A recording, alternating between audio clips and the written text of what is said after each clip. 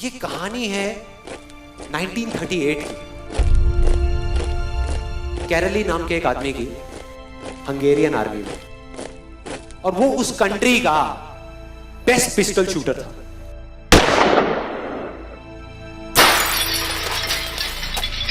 जितनी भी national championships हुई थी उस कंट्री में, उसको वो जीत चुका था।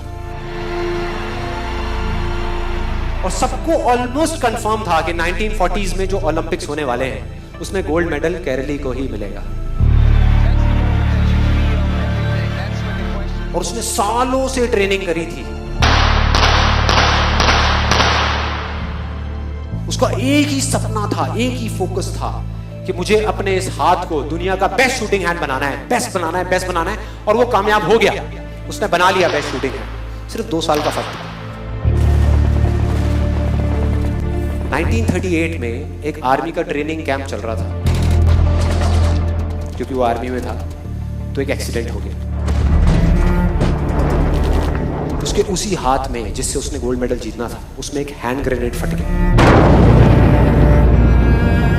और वो हाथ चला गया। जो उसका सपना था, जो फोकस था, सब खत्म।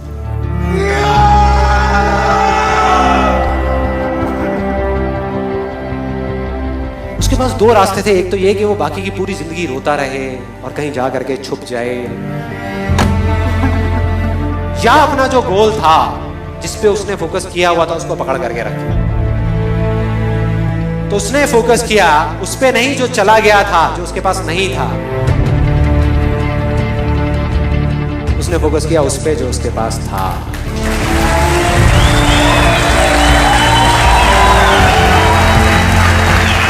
जो उसके पास था। और क्या था उसके पास में? एक लेफ्ट हैंड, एक ऐसा हाथ जिससे वो लिख तक नहीं सकता था। 1 महीने तक उसका हॉस्पिटल में इलाज चला इस हाथ के लिए। और सही 1 महीने बाद अपनी ट्रेनिंग शुरू कर दी इस हाथ की।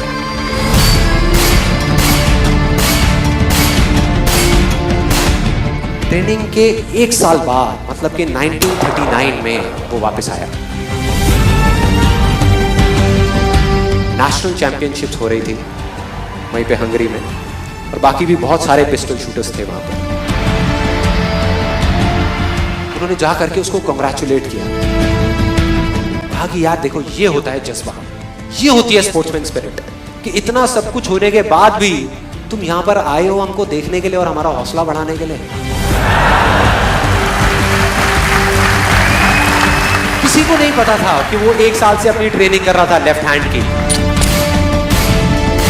और उसने जवाब दिया, मैं यहां पर तुम्हारा हौसला बढ़ाने नहीं आया, तुम्हारे साथ कॉम्पीट करने आया हूं, तुमसे लड़ने आया हूं, तैयार हो जाओ। और कंपटीशन हुआ। बाकी सब वहां पर जितने भी लोग थे वो कॉम्पीट कर रहे थे अपने बेस्ट हैंड से। ये कॉम्पीट कर रहा था अपने ओनली हैंड से। ओनली हैंड से।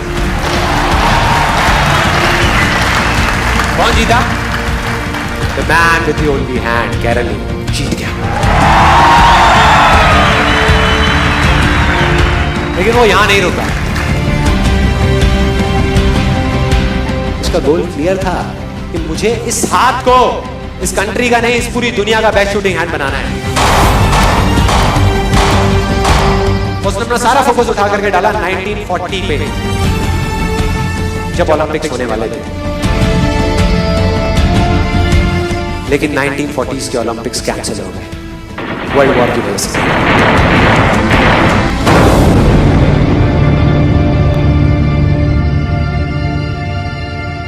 उसने अपना सारा फोकस उठा करके कहां डाल दिया?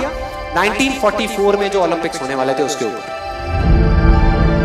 और 1944 में जो ओलंपिक्स होने वाले थे वो भी कैंसिल हो गए वर्ल्ड वॉर की वजह से। फिर से कैंसिल।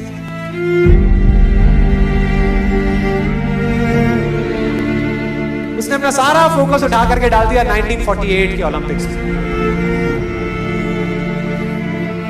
1938 में उसकी एज थी 28 साल। 1948 में उसकी एज हो चुकी थी 38 इयर्स। और जो यंगर जो प्लेयर्स आते हैं निकल करके, उनसे कॉम्पीट करना मुश्किल होता चला जाता है। लेकिन मुश्किल नाम का ये वर्ड था ही नहीं उसकी डिक्शनरी में।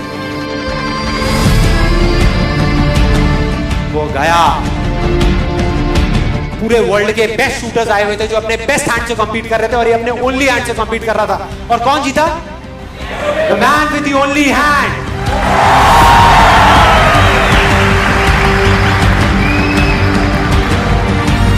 लेकिन वो तब भी नहीं रुका। 1952 ओलंपिक्स, दोबारा कॉम्पीट किया उसने, और इस बार गोल्ड मेडल कौन जीता? कैरल ली। 4 साल बाद दोबारा से, और पूरी की पूरी हिस्ट्री को बदल करके रख दिया ओलंपिक्स। इस पर्टिकुलर कंपटीशन में उससे पहले किसी भी एथलीट ने लगातार 2 गोल्ड मेडल्स नहीं जीते।